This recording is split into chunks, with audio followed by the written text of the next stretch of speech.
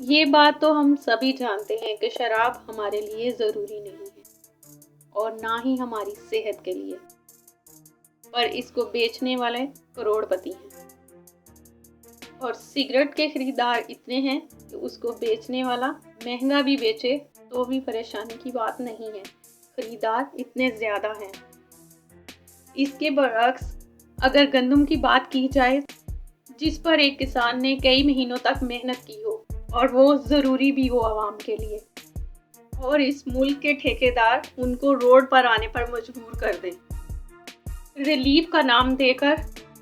پچھلے سال کا ریٹ کا اعلان کر کے خود کو اچھا ثابت کرنا چاہتی ہے، جبکہ کوئی ان سے سوال کرے کہ ڈیزل، پیٹرول اور باقی ساری چیزیں، کھاد، ہر چیز کیا پچھلے سال کے ریٹ پر ہے؟ جب تک ملک چوروں کے ہاتھ میں ہوگا تو یہی سب ہوگا، جو امیر ہے وہ امیر تر اور جو غریب ہے وہ غریب تر ہوتا جائے گا۔